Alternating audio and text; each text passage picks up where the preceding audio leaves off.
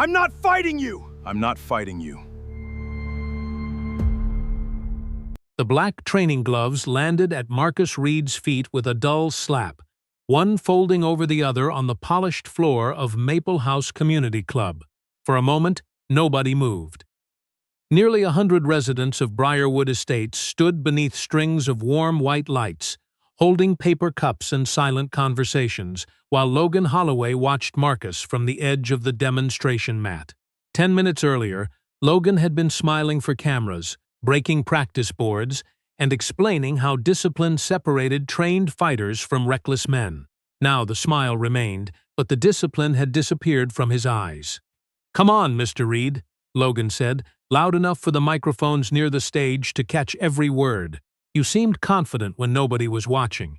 A few people shifted uncomfortably. Others raised their phones. Marcus noticed those first. Not Logan's clenched jaw, not the black belt tied precisely around his waist. The phones. 3 residents were recording from the front row. 2 professional cameras were positioned near the refreshment tables. Another camera rested on a tripod beside the sound booth. Its lens pointed not at the stage, but directly at Marcus and Nia. That was too many angles for a spontaneous argument. Nia stood beside her father with both hands around her camera strap. At 19, she had learned how to hide anger behind stillness, though Marcus could feel the tension in her shoulders. "Dad," she said quietly, "we should leave." Marcus gave the smallest nod. That had been his intention from the moment Logan first called his name. The annual Briarwood Safety Fundraiser had been loud, polished, and carefully managed from the start. Grant Holloway had sponsored the event. Elaine Holloway had approved the guest list. Logan had been introduced as a local athlete, martial arts instructor, and example of young leadership. Marcus had come only because Nia was helping record the program for her college media project. He had spent most of the evening near the back wall, speaking when spoken to and refusing every invitation to stand closer to the stage. Yet somehow, Logan had found a way to place him at the center of the room. "I'm not fighting you," Marcus said. His voice was calm, without apology or challenge. Logan tilted his head as if Marcus had confirmed something amusing. Nobody said anything about a real fight. Controlled sparring, gloves, rules, unless rules make you uncomfortable. A light laugh came from somewhere near Grant Holloway's table. It stopped quickly, but not before Marcus heard it. Logan stepped off the mat and walked toward him. He was 23, broad through the shoulders, quick on his feet, and experienced enough to understand distance. His confidence was not entirely false. That made him more dangerous than someone who only pretended to know how to fight. "This is a community event," Marcus said. "Then show the community what happened outside your house," Logan replied. "You grabbed me when I wasn't ready. You made it look like I started something." Nia's fingers tightened around the strap. "You took my phone." Logan looked at her only briefly. "I was stopping you from recording people without permission. You were standing on our property." "That's your version." Marcus saw Grant watching from beside the stage. The older man wore a dark navy suit and the patient expression of someone waiting for a business presentation to reach its most important slide. He raised one hand toward his son. "Logan," he said, his tone mild enough to sound responsible, "maybe this isn't necessary." But he did not step forward. He did not ask the event staff to turn off the microphones. He did not tell the camera operators to lower their lenses. Elaine stood beside him with her arms folded, her face arranged into practiced concern. Around them, the residents of Briarwood watched Marcus with the same cautious attention they had given him at the security gate, at association meetings, and every time he entered a room where someone did not immediately believe he belonged. Logan bent, picked up one glove, and held it out. "1 round," he said. "You and me, then everybody can decide what kind of man you are." Marcus looked at the glove, then at Logan's stance. His front foot pointed slightly inward. His right shoulder sat higher than his left. His breathing was shallow, controlled for appearance rather than readiness. More telling was the way his gaze kept drifting toward the center camera. Logan did not want a contest. He wanted a clip. Marcus turned to Nia. "Pack your equipment." Logan's expression tightened. He stepped closer, lowering his voice while keeping himself inside the microphone's range. People like you always do this. You come into a neighborhood with standards, then act offended when somebody expects you to follow them. The words were polished enough to deny later, but the meaning settled across the room. Several residents looked away. Nobody asked Logan what he meant by people like you. Marcus felt Naya's anger before she spoke. He placed one hand lightly against her arm, not to silence her, but to tell her he understood. Then he faced Logan again. "Move out of our way." "Or what?" Marcus did not answer. He watched Logan's left hand open and close. He watched Grant glance toward the nearest camera operator. He watched Elaine whisper something to the event coordinator. Every movement fit together too neatly. Naya saw it too. "Dad," she said, barely above a breath, "they planned this." Logan leaned closer until only Marcus and Naya could hear him clearly. "All I need is for you to lose control once," he said. "Then everyone here will finally see what you really are." Marcus held his gaze. There was no anger on his face now, only recognition. "No," he said. "They'll see what you prepared them to see." Logan's smile vanished. He reached toward Naya's camera. Marcus moved half a step between them, and every phone in the room rose higher. 3 weeks earlier, Elaine Holloway had stood beside Marcus's driveway and asked which landscaping company he worked for. Marcus had been kneeling near the front walk, replacing a cracked section of irrigation pipe beneath the magnolia tree. His faded work shirt carried a dark line of soil across one shoulder, and a wrench rested beside his knee. From a distance, Elaine's mistake might have seemed understandable. What stayed with Marcus was not the question. It was the pause after he answered. "I live here," he said. Elaine's eyes moved from him to the house, then to the older SUV parked inside the garage. Her smile arrived a moment late. "Of course, I'm sorry. We just moved in next door, and I'm still learning who owns and who rents." Marcus stood slowly, wiping his hands on a cloth. "Marcus Reed, Elaine Holloway." She extended 2 fingers rather than her full hand. "My husband is Grant. Our son Logan will be staying with us for a while. We're very particular about keeping the street presentable, but I'm sure the association already explained the standards." She looked past him toward the magnolia. The tree was not large, but its branches leaned gently over the stone border Naomi had chosen 4 years earlier. Marcus could still remember his wife standing in that exact patch of sunlight, one hand on the thin trunk and the other resting at her hip, while she told him the tree would outlast both of them. It had been the last thing they planted together. "The association has my records," Marcus said. Elaine's smile tightened. "Good. Then there shouldn't be any confusion." There was already confusion. It simply did not belong to Marcus. 2 days later, Naya called him from the security gate. Her voice was controlled, which was how Marcus knew she was angry. "They won't let me in." Marcus glanced at the clock on his desk. She had lived in Briarwood for nearly 2 years. Her vehicle, license plate, and resident card were all registered. What did they say? That my card needs additional verification. Through the phone, Marcus heard a guard telling someone else to have a good afternoon. Then the sound of a car rolling through the gate. "2 of Logan's friends just drove in," Naya said. "They didn't show anything." Marcus closed the encrypted report on his screen and drove down. The guard recognized his SUV but still asked for his driver's license, proof of address, and vehicle registration. Marcus handed over each document without raising his voice. Naya stood beside her car, watching him with a disappointment he understood too well. It was not directed only at the guard. "You know they don't ask everyone for all that," she said after they were allowed through. Marcus kept his eyes on the road. "I know. Then why do you make it easy for them?" "Because getting you home matters more than winning an argument at the gate. Those aren't the only choices." Her words were quiet, but they followed him all the way back to the house. Naya was 19 and studying media production at Cedar Vale Community College. She noticed framing, omission, and the way small choices changed the meaning of a scene. Marcus had spent years teaching her to observe before reacting. He had not expected her to use that lesson on him. That evening she found him in the kitchen preparing coffee for the next morning. "You always say staying calm gives you control," she said.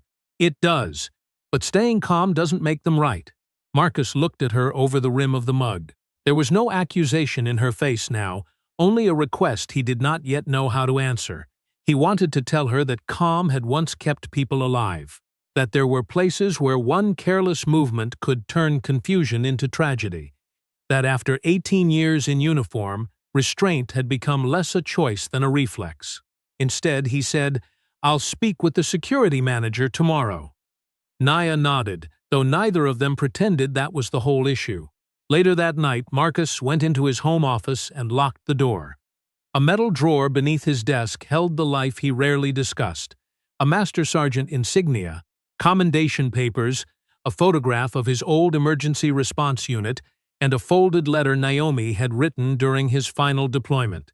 On top sat a picture of Marcus, Naomi, and Nia, taken before illness had changed the shape of their lives. Naomi had once asked him to make sure their daughter knew him as more than a man trained to survive disasters. Marcus had honored that promise by sealing nearly everything away. He had never considered that hiding the past might also teach Nia that parts of him were too dangerous to share.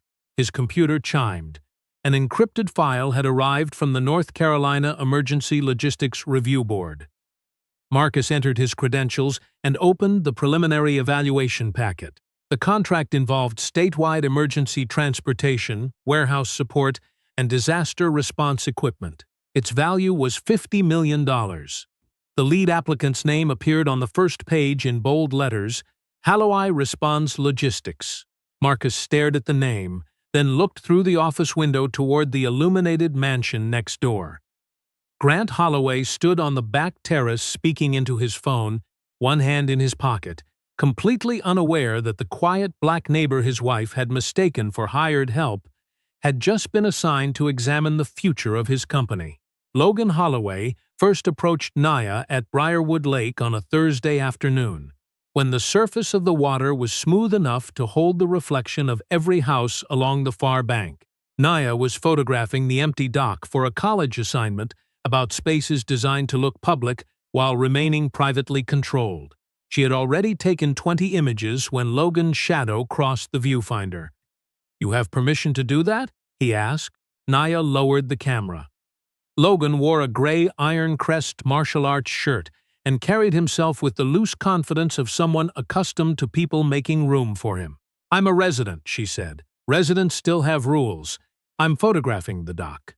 Logan glanced toward the homes behind her. Some people don't want their property ending up online. Naya turned the camera so he could see the frame. No faces. No license plates. No private yards. "Then they won't." Logan held out his hand. "Let me check the rest." "No." The refusal appeared to interest him. "I'm trying to help you." "You asked a question?" "I answered it." Logan smiled as if she had misunderstood the nature of the conversation. "You're Marcus Reed's daughter, right?" "Nia." "I know." He looked at the worn strap on her camera. "I just haven't seen you at many real community events." Naya understood the sentence. It suggested that residency could be granted by paperwork but still withheld socially. "Maybe you weren't paying attention," she said. She started to step around him. Logan moved with her, blocking the dock entrance without making the motion obvious. "I teach self-defense," he said. "Part of that is noticing when people avoid simple questions. Part of photography is noticing when someone wants control more than an answer." His smile thinned. Before Naya could move again, Logan reached toward the camera. She turned her body, protecting it. His fingers caught the edge of the memory card door and flipped it open. "Don't touch my equipment. Then show me what you recorded, Logan." Marcus's voice came from behind him, quiet enough that Naya felt relief before Logan even turned. Marcus had come looking after she missed their planned call. He stood at the edge of the path wearing a dark jacket, his hands visible and relaxed. Logan looked him over. "We're having a conversation. She told you not to touch her camera. I'm making sure she didn't record private property. That isn't your responsibility." Logan removed the memory card before Naya could stop him. He held it between two fingers. "You always speak for her?" Marcus walked closer but not directly toward Logan. He angled his body so Naya had space to move behind him if necessary. "Return the card." "Or what?" Marcus did not react to the challenge. His attention moved briefly to Logan's feet, then to the hand holding the card. Logan noticed. "You look at people like you already know what they're going to do. Most people announce it before they act. Logan shifted his weight forward. Marcus remained still. There was no visible threat in his posture, yet something about that stillness made Logan hesitate. It lasted less than a second. Then he placed the card in Marcus' open palm. "You should teach her to be more careful," Logan said. "You should listen when someone says no," Marcus replied. Logan laughed once, without humor, and walked away. Naya watched him take out his phone before reaching the path. By evening, a 12-second video appeared in the Briarwood residents group. Logan had recorded part of the exchange from chest level. The clip began with Marcus already standing close to him and ended before Logan returned the card. The caption read, "Man confronts resident at private lake over simple question." Elaine commented that the association should review aggressive conduct in shared spaces. Grant did not comment, but he reacted to the post with a checkmark. The next morning, Marcus received an email reminding residents that threatening behavior could result in temporary suspension from community facilities. No one contacted Naya for her account. No one asked why Logan had been holding her property. Marcus saved the video, the caption, and the association email in a folder on his computer. Naya watched him label each file by date. "So you are doing something," she said. "I'm keeping a record no one knows exists. That may be useful later. And what happens until later?" Marcus had no answer that satisfied either of them. The imbalance became clearer over the following days. Logan hosted an outdoor training session behind the Holloway house with music loud enough to carry across 3 streets. More than a dozen guests parked along the curb. No warning appeared in the residents' group. 2 evenings later, Naya invited 2 classmates into the garage to review footage. They played music at a low volume while editing. 20 minutes later, a security vehicle stopped outside. The officer informed Marcus that the association had received a noise complaint and reminded him that repeated violations could affect his standing. Across the street, Helen Price stood behind her curtain, watching. When Marcus looked toward her window, she stepped away. That weekend, Grant approached Marcus beside the fence separating their properties. He carried 2 glasses of iced tea and offered one as though nothing had happened. Marcus declined. Grant began with small talk about property values, road maintenance, and the difficulty of running a company when people who had never operated a business could influence major contracts. "We're bidding on a state emergency response project," he said. "50 million. Could change everything for us." Marcus kept his expression neutral. "Emergency transportation?" Grant's eyes sharpened slightly. "Among other things. Then they'll probably examine maintenance schedules closely, especially brake inspections and driver rest logs." Grant's glass stopped halfway to his mouth. It was a small pause, but Marcus saw it. "You know something about the industry? Enough to know records matter." Grant studied him across the fence. For the first time since moving into Briarwood, he looked at Marcus not as a neighbor who could be ignored, but as a question requiring an answer. Grant did not ask Marcus directly what he knew. Men like Grant preferred information that arrived without giving the other person warning. By Monday morning, his attorney had commissioned a background review through a private compliance firm. The first report contained little. Marcus Reed, 44, widowed, homeowner, no criminal record, consultant in emergency logistics and risk assessment. Grant requested a deeper search. The second report made him close his office door. Marcus had spent 18 years in the Army, most recently as a master sergeant assigned to emergency coordination and civilian evacuation operations.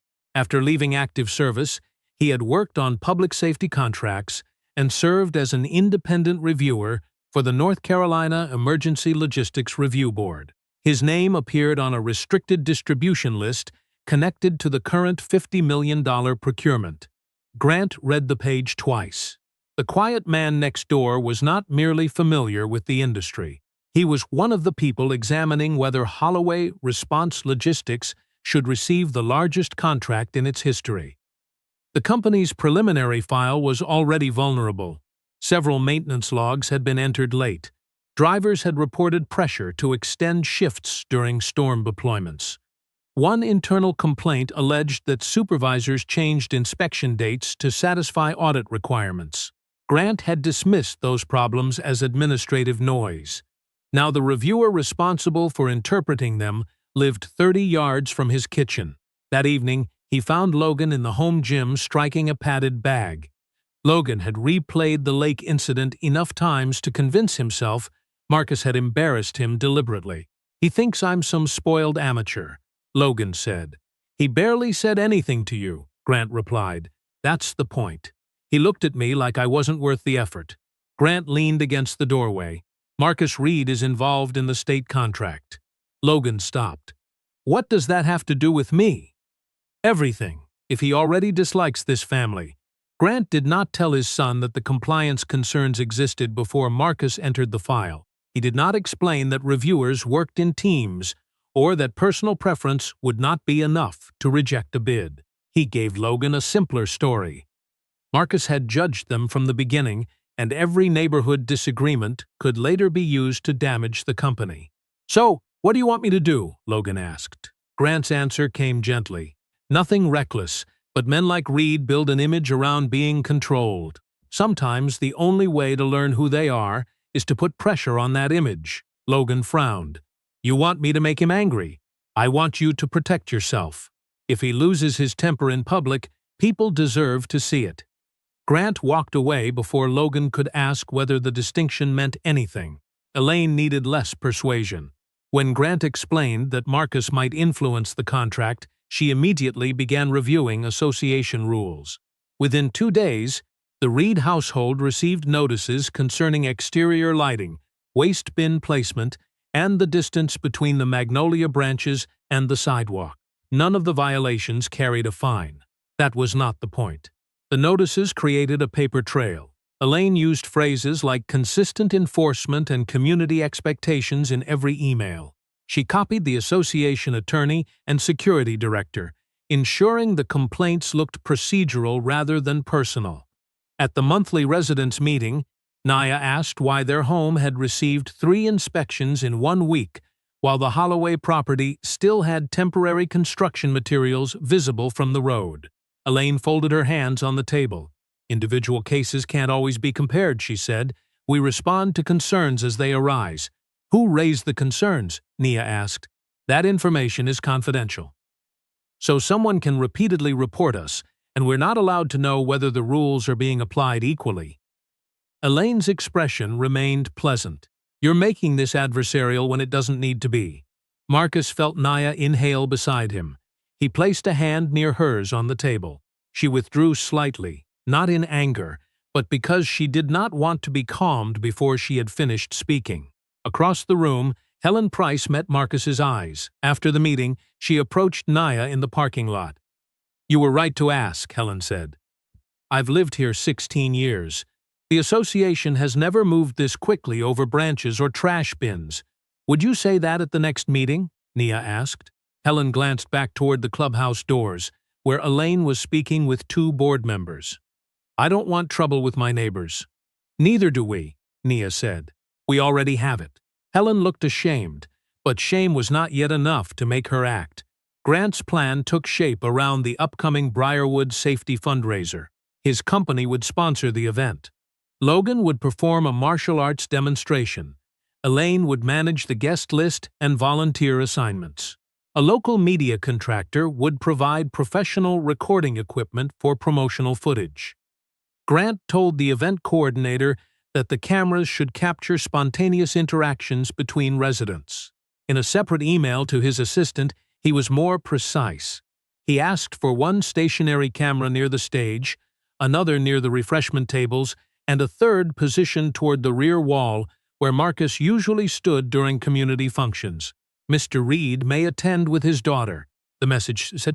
"Keep an active angle on him if Logan engages." The assistant hesitated before sending the request to the video team. She changed the phrase "active angle" to audience reaction coverage, but the intention remained. 2 days before the fundraiser, Logan practiced what he would say. Grant listened from the first row of the empty clubhouse. "You don't accuse him," Grant advised. "You give him a choice in front of people. If he walks away, he looks afraid. If he reacts, he proves your point." "And if he stays calm?" Logan asked. Grant looked toward the dark camera above the sound booth. Everyone stays calm until the right thing is put in front of them. The sound of a power saw woke Marcus shortly after 7 on Saturday morning.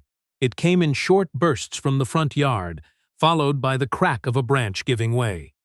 He reached the porch before he was fully dressed and saw 3 landscaping workers standing around Naomi's magnolia.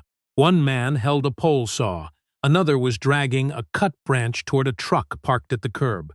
The third wore a briarwood maintenance vest and studied a work order on his tablet. "Stop," Marcus said. The saw went silent. The worker lowered it, startled. "Sir, we have authorization." Marcus stepped off the porch. 2 of the tree's lower branches were already gone. Fresh white wood showed where they had been cut. "From whom?" "The association." The supervisor turned the tablet toward him. The order cited a sightline obstruction near the sidewalk and authorized corrective trimming. Elaine Holloway's electronic approval appeared at the bottom. Marcus looked at the branches on the grass.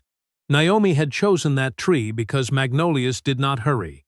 They grew at their own pace, holding their leaves through seasons that stripped other trees bare. She had once said patience was not the same thing as weakness.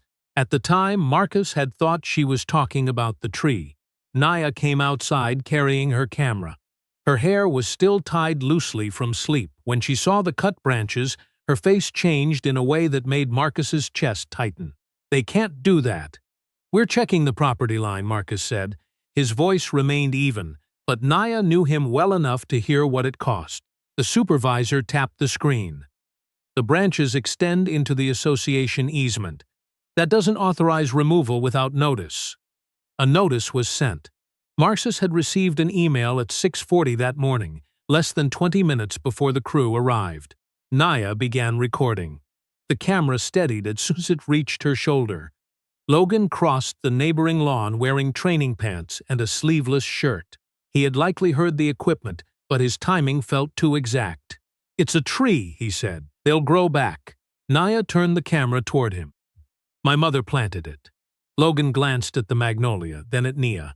For a second, something uncertain passed over his face. It might have become regret if he had allowed it. Instead, he looked toward the landscaping crew and smiled.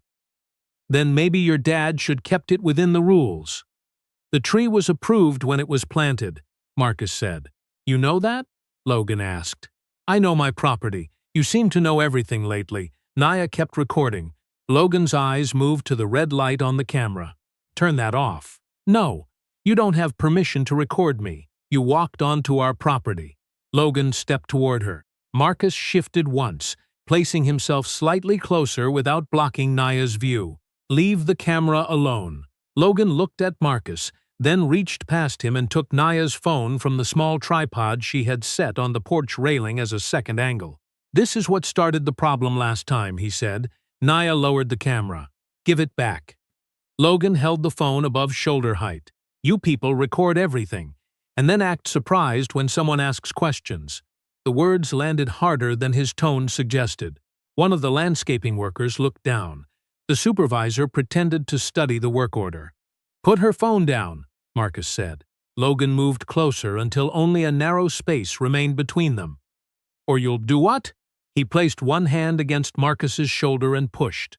It was not a hard shove. It was something more calculated, enough contact to provoke, not enough to look serious on video. Marcus took half a step back. Logan's eyes flicked toward the camera held by his friend near the driveway. That glance confirmed what Marcus already suspected. Logan pushed again. This time Marcus moved. His left hand redirected Logan's wrist. His right hand settled above the elbow. He turned at the waist, using Logan's forward pressure rather than opposing it. Logan's body rotated, his grip opened, and the phone dropped neatly into Marcus's waiting hand. The entire exchange lasted less than 3 seconds. Logan did not fall. Marcus did not strike him. The moment the phone was secure, Marcus released his arm and stepped away. "You are done," Marcus said. Logan stared at him. The shock came first, then humiliation. His friend had seen it. The workers had seen it. Naya's camera had captured all of it. Marcus handed the phone back to her and asked, "Are you all right?" She nodded, though her eyes remained fixed on Logan. A Briarwood security vehicle arrived before the landscaping truck had moved. The officer stepped out and immediately approached Marcus. "Sir, I need you to stand away from the other resident." Logan remained beside the magnolia, rubbing his wrist even though Marcus had not injured it. "He grabbed me," he said. "He took my daughter's phone," Marcus replied. The officer looked at Naya. "Were you recording people without authorization? He was on our property. I need you to lower your voice." Naya had not raised it. Marcus saw the realization cross her face, followed by the familiar effort to keep anger from being used against her. The officer asked Marcus for identification and proof that he owned the home. He did not ask Logan why he had crossed the property line or touched Nia's belongings. When Naya pointed out the difference, the officer said she was making the situation more difficult. Helen Price watched from across the street. This time she did not close the curtain, but she still did not come outside. After everyone left, Marcus gathered the cut branches and carried them to the side yard. Naya followed him. "You could stop him in seconds," she said. "That isn't the problem. No, the problem is that you keep waiting for people to be fair after they've shown you they won't be." Marcus set down the branches. "I'm documenting everything. You can control one person's arm in 3 seconds, but you've let them control the story for 2 years." The sentence stayed between them. That afternoon, Logan's friend uploaded a 7-second video to the residents' group. It began after Logan had taken the phone. It showed Marcus turning his wrist and ended before Marcus released him. The caption read, "Resident use military hold on young neighbor during property dispute." By sunset, dozens of residents had watched it. Several called Marcus dangerous. One suggested the association review whether his military background created a safety concern. Elaine commented that all residents deserved to feel secure in their own neighborhood. Grant watched the reactions accumulate from his office. Then he sent Logan a message containing only 4 words, "The fundraiser will finish this." On the afternoon of the Briarwood Safety Fundraiser, Marcus and Nia arrived at Maple House Community Club nearly 2 hours before the first guests. Nia had been assigned to the college media team covering the event, and the equipment cases in the back of Marcus's SUV were clearly labeled with Cedar Vale Community College identification. At the main entrance, 2 student volunteers walked through after showing their badges. Nia presented the same badge, but the event coordinator glanced at Marcus, then pointed toward a narrow driveway beside the building. "Technical staff are using the service entrance," she said. Nia looked through the glass doors at the 2 students who had just entered. "They're on my team." The coordinator adjusted the clipboard against her chest.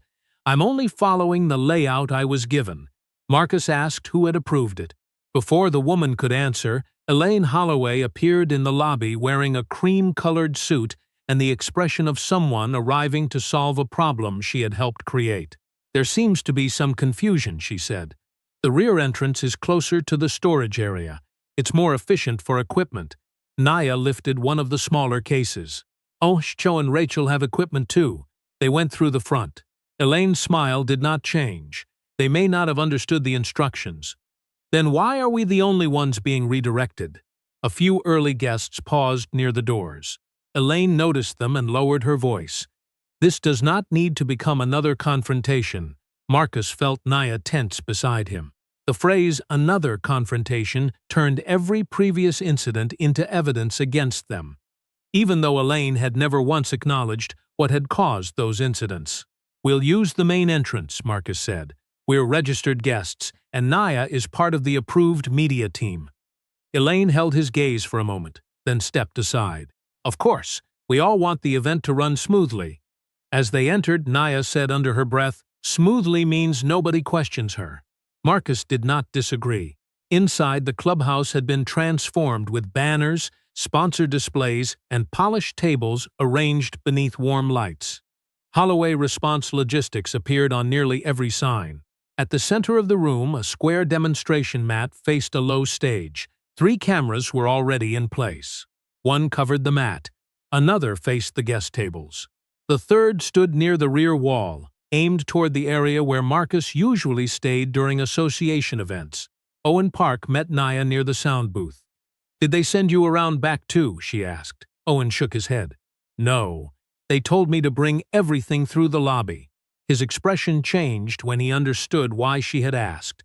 Marcus said nothing, but he watched Naya absorb the answer without showing surprise. By the time the fundraiser began, nearly 100 residents had filled the room. Grant welcomed them with a speech about preparedness, trust, and shared responsibility.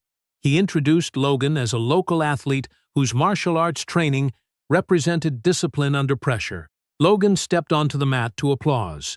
His demonstration was controlled and impressive.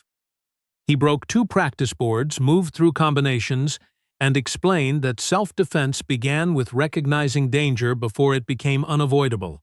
A safe community, Logan said, depends on people who are willing to act when others hesitate. As he spoke, one of the professional cameras shifted toward Marcus. Nia noticed it too. Logan finished the demonstration and accepted another round of applause. Then he remained on the stage instead of leaving. "There's one more thing," he said. "A few people here saw a video from a recent property dispute." The room quieted. Marcus could feel attention moving toward him before Logan said his name. "Mr. Reed, maybe you'd like to clear up what happened." Marcus stayed beside Naya. "This isn't the place. Actually, it's the perfect place. Witnesses, rules, cameras, no misunderstandings." Logan lifted a pair of black training gloves. Grant remained seated near the stage, watching with careful concern. Elaine stood beside the event coordinator, making no attempt to stop the program. Logan dropped the gloves at Marcus's feet. The sound was softer than the silence that followed. Marcus refused. Logan continued, describing the incident outside the Reed home as an unprovoked military restraint. He suggested Marcus only acted forcefully when no one else was prepared. Naya raised her camera and began recording. Logan stepped off the mat. "Turn that off. This is a public event," she said. "You invited cameras, not yours." He reached for the strap. Naya pulled back, but Logan caught it and jerked the camera sideways. A portable sponsor sign beside the stage shifted from its base. Its metal frame tipped toward her. Marcus caught the frame with one hand and pulled Naya clear with the other. The camera struck the carpet but remained attached to the strap. Marcus set the sign down and checked Naya's face. "Are you hurt?" Behind him, Logan had already put on the gloves. "Now everybody saw what happened," he said. "You rushed at me." Marcus turned slowly. "I moved a falling sign away from my daughter. That's your version." Logan stepped onto the mat and raised his hands. Marcus took Naya's camera from the floor, placed it carefully in Owen's hands, then faced the exit. "We're leaving." Logan moved into his path. "Walk away now, and everyone will know what that video proved." Marcus looked past him toward Grant. The older man's gaze flicked once toward the center camera. That was all Marcus needed. "Move," Marcus said. Logan did not. Instead, he stepped forward and threw the first punch before Marcus had even entered the mat. Logan's first punch traveled fast enough to convince the crowd it had been thrown with confidence, but not fast enough to surprise Marcus.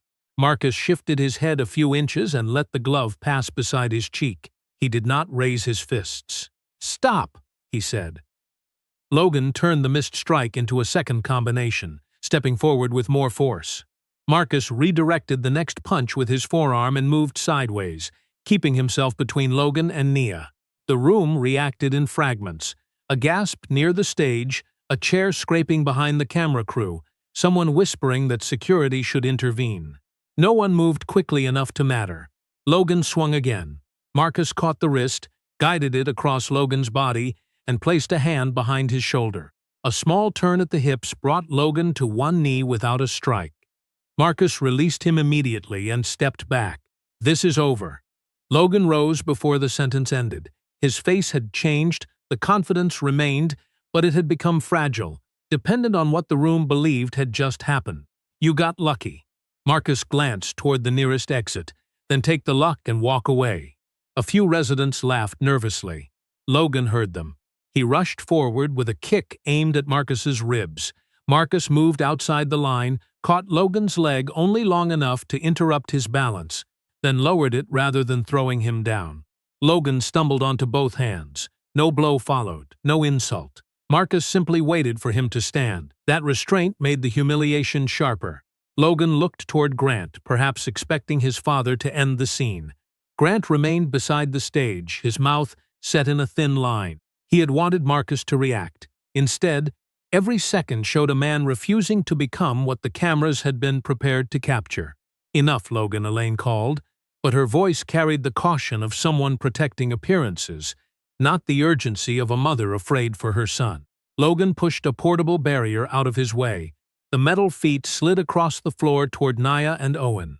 Marcus abandoned his position instantly, caught the barrier before it struck them, and guided it down. Logan came from behind, reaching around Marcus's shoulder.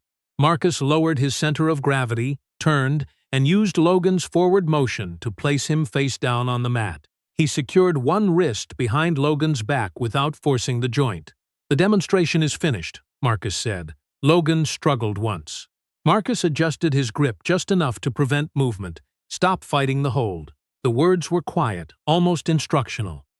A woman in the front row stood. She had silver hair cut close at the neck and the upright posture of someone who had spent a lifetime being listened to. "Master Sergeant Reed," she said. "Release him. You have control of the situation." Marcus recognized the voice before he saw her clearly. Brigadier General Evelyn Brooks had once overseen a regional evacuation operation during a hurricane that displaced thousands of residents. Marcus had served under her coordination team. He released Logan at once, rose, and stepped away. "General Brooks," he said. The title moved through the room faster than any explanation. Evelyn approached the mat. "Retired," she said, then turned toward the crowd. "Marcus Reed led emergency response teams for 18 years. I watched him move people through panic, damaged buildings, and flooded streets without escalating a single situation that could be resolved another way."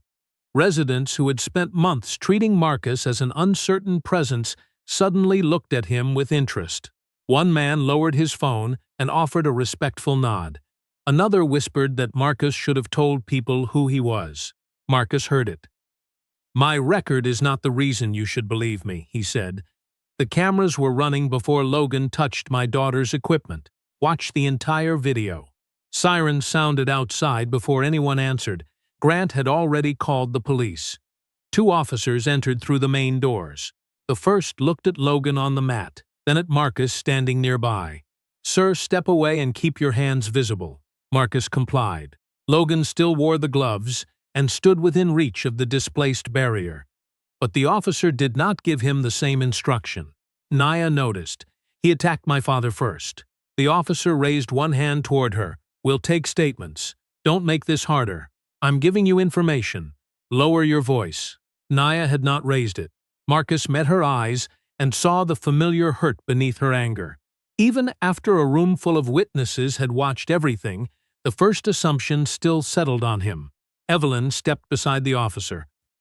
"Before you make a decision, secure the recordings." Owen confirmed that the main system had captured the event. The professional camera crew began copying files. Residents offered their phones. Grant gave a polished account in which Logan had proposed controlled sparring, and Marcus had turned it into a personal attack. Elaine described the falling sign as an accident unrelated to Logan. Marcus answered each question briefly and requested that Nia remain beside him. The officers eventually allowed everyone to leave without charges while the footage was reviewed. By the time Marcus and Nisha reached home, however, a video was already spreading through local social media. It began with Logan on the mat and Marcus holding his wrist behind his back. It did not show the camera strap, the falling sign, the first punch, the second attack, or the barrier sliding toward Nia. The caption read, "Retired Soldier Restrains Local at Family Fundraiser." Elaine shared it with a statement about protecting Briarwood from threatening behavior. Within an hour, strangers who had never met Marcus were calling him unstable. Grant sat in his office watching the view count rise. For the first time that evening, he smiled. By Sunday morning, the edited video had been viewed more than 50,000 times. The comments moved faster than facts. Some called Marcus dangerous. Others questioned whether a man with military training should be allowed to use community facilities. Several residents who had attended the fundraiser wrote that the situation had been complicated, a word that allowed them to avoid saying what they had seen. Elaine announced that the Briarwood board would temporarily suspend Marcus and Nia's access to the clubhouse, lake, and fitness center while conducting a safety review. The notice arrived before anyone from the board requested their full recording. At Cedar Vale Community College, Naya discovered that a short video could enter a room before she did. Two classmates stopped talking when she approached the media lab. Another asked whether Marcus had snapped because of his military past. Naya answered calmly, then realized the question had not been asked to learn anything. It had been asked to confirm a story already accepted.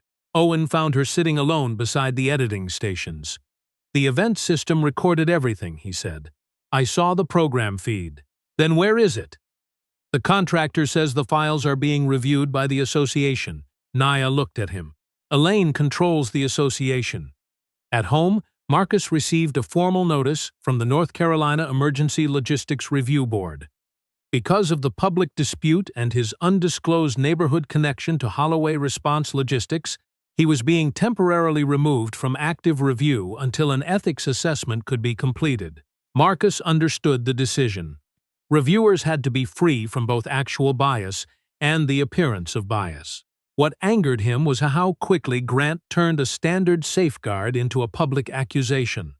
By afternoon, Holloway Response Logistics released a statement claiming one of its contract reviewers had demonstrated concerning personal hostility toward the company president's family. Grant never used Marcus's name, but he did not need to. Local news sites connected the statement to the video within minutes. Naya found Marcus in the home office, placing documents into labeled folders. "They're doing exactly what you knew they would do. I'm preserving the record. You keep saying that like the record can speak by itself." Marcus closed the folder. "What do you want me to do? Tell the truth before they finish replacing it. A public argument will not help." "This isn't an argument anymore." Her voice remained low, but the restraint inside it had begun to break. "You thought being quiet would protect us. You thought if you followed every rule, showed every document, lowered your voice every time someone told you to, eventually they would treat us fairly. They didn't. They used the silence."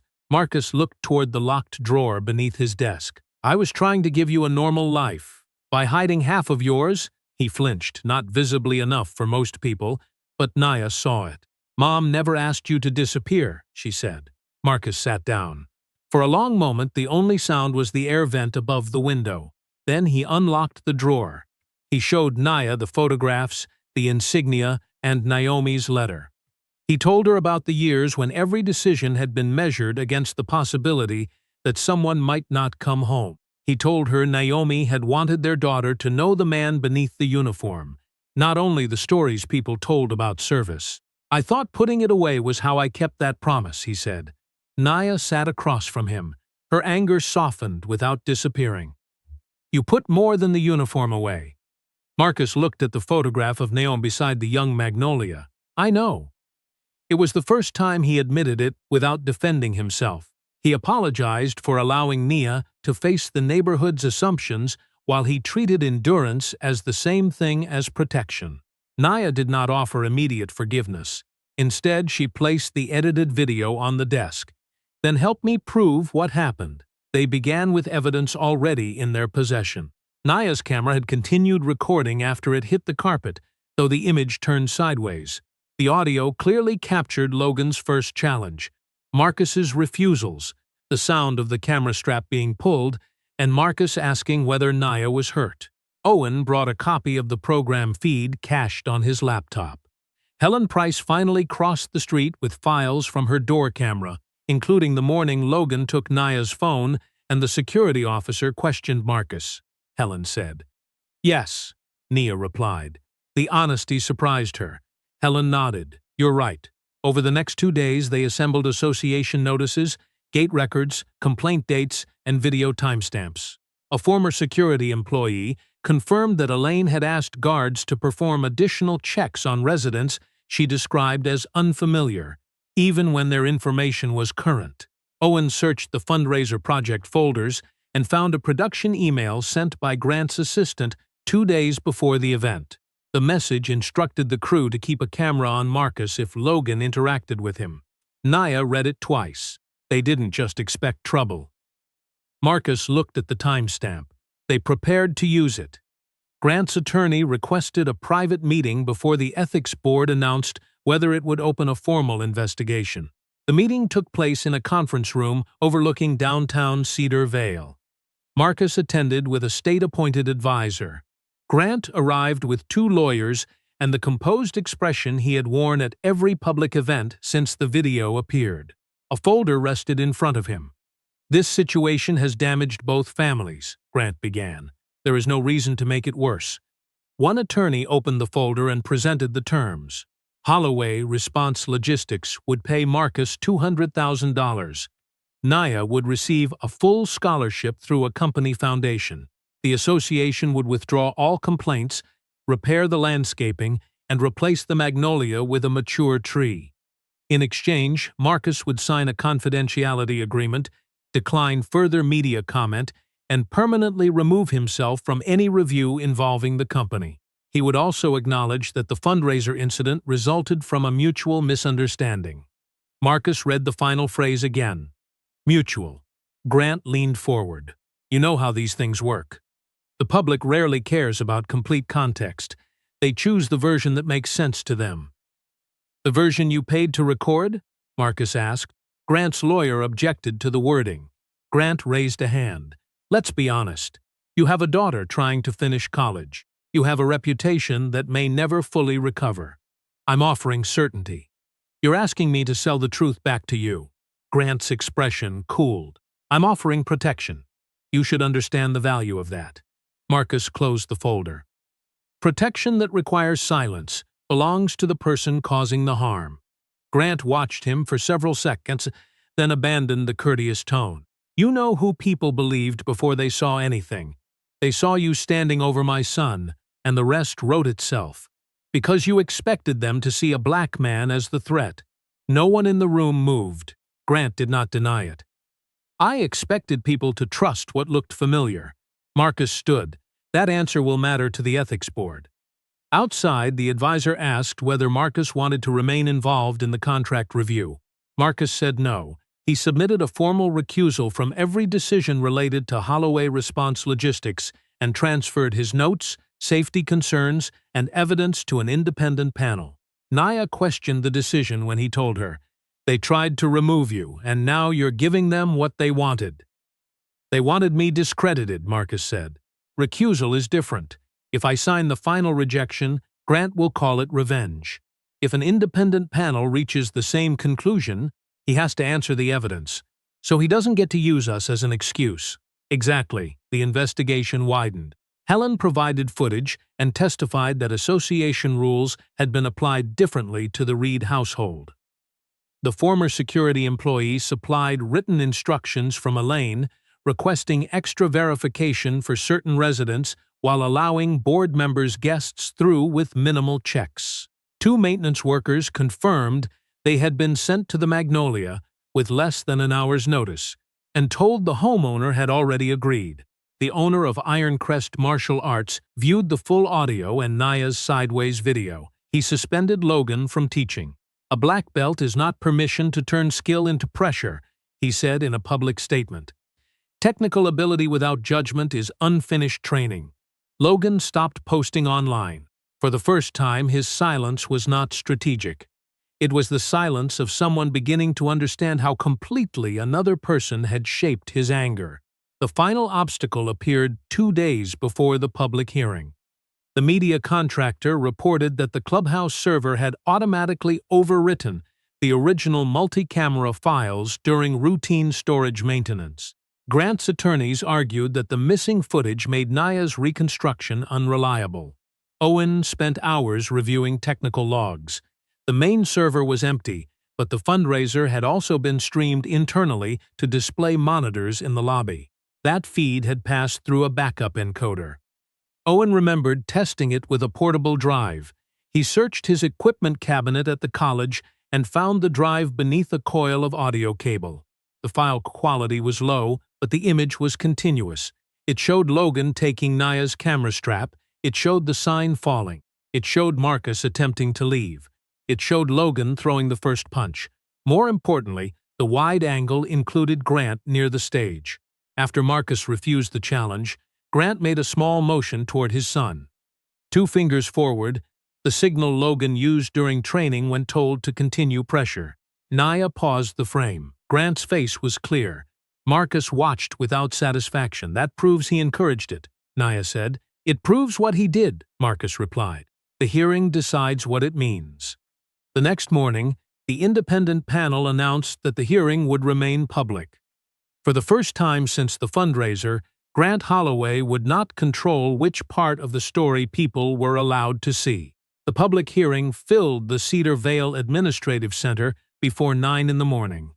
Residents from Briarwood occupied one side of the room.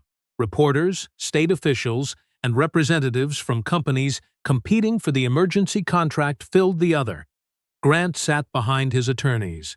Elaine remained beside him, though the space between their chairs suggested they had stopped discussing strategy. Logan sat in the second row without his martial arts uniform, his hands folded and his eyes lowered. Marcus and Nia entered together. No one asked them to use another door. The hearing began with Grant's attorney describing the conflict as a neighborhood dispute that had been exaggerated by media attention. He argued that Marcus had professional authority over the Holloway contract and therefore a motive to interpret Logan's actions negatively. Elaine testified that every association notice had been issued for safety reasons. Logan said the challenge had been intended as controlled sparring, though his voice weakened when asked why Marcus's refusals had not ended the interaction.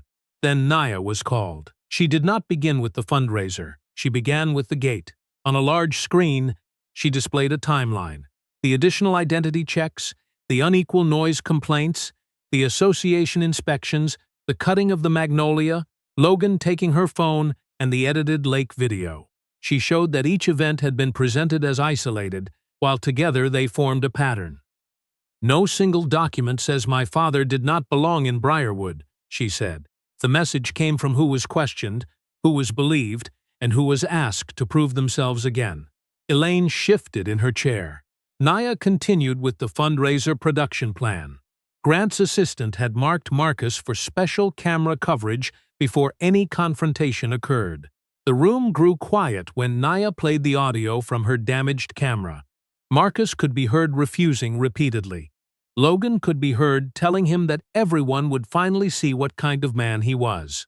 Finally, Owen loaded the backup video. The image was grainy but complete. It showed Nia entering through the main door after being redirected. It showed Logan pulling her camera strap. It showed the sign falling. It showed Marcus checking whether she was hurt. It showed him turning toward the exit. Then it showed Logan stepping into his path and throwing the first punch. The confrontation lasted less than a minute. Marcus never struck him. Each time Logan lost balance, Marcus released him. When the barrier slid toward Nia and Owen, Marcus abandoned the advantage to protect them. The video ended with Grant's 2-finger signal from beside the stage. No one spoke for several seconds. The edited clip had not been fabricated. Every frame in it was real. The lie had been created by deciding where the truth should begin and where it should end. The independent panel issued its findings a week later. Holloway Response Logistics had submitted incomplete maintenance records, failed to address driver-hour complaints, and attempted to compromise an evaluator through a manufactured personal conflict. The $50 million contract was reopened to other bidders. Marcus's name appeared nowhere on the final decision. Grant could not call it revenge. The company board asked him to resign as chief executive. Elaine lost her position on the Briarwood Association after residents voted to remove her. New rules required published enforcement statistics, independent appeals, standardized gate procedures, and bias training for security staff and board members. The changes did not erase what had happened, but they made repetition more difficult. Logan accepted responsibility for his conduct. He lost his teaching position and a pending sponsorship. He agreed to complete conflict management training, community service, and a formal ethics review before Ironcrest would consider allowing him to instruct again. His public correction did not ask for sympathy. It stated that Marcus had refused the fight, that Logan had continued, and that the original video had concealed those facts. Several weeks later, the Holloway house stood mostly empty. Logan crossed the lawn carrying a replacement camera strap in its packaging. Marcus was repairing the stone border around the magnolia bed. Logan stopped several feet away. "This belongs to Nia." Marcus took the package, but did not thank him for doing what should have been done earlier. Logan looked toward the tree stump. "You could have hurt me that night." "Yes." The direct answer unsettled him. "Why didn't you?" "Because hurting you was never the objective. Getting my daughter home safely was." Logan stared at the ground. "Do you think I should ever teach again?" Marcus considered the question. "Skill can return, trust takes longer. Before you teach anyone how to defend themselves, learn why having power does not make every disagreement a test." Logan nodded. It was not forgiveness, and Marcus did not offer it as one. It was a boundary with a path beyond it. After the Holloways moved, Marcus and Nia planted a new magnolia in the same bed. Helen brought soil. Owen helped straighten the trunk. Several neighbors arrived quietly with tools, not to celebrate Marcus's military history, but to acknowledge that they had watched too long without speaking. Nia completed her college documentary under the title "Who Gets Believed?" Marcus finally opened the locked drawer in his office. He placed the old unit photograph and insignia on a shelf, then set a newer picture beside them. Marcus and Nia kneeling near the young magnolia, both of their hands pressed into the same dark soil. Briarwood eventually learned what Marcus Reed had once been. The harder lesson was understanding that none of those achievements had ever been necessary for him to deserve respect.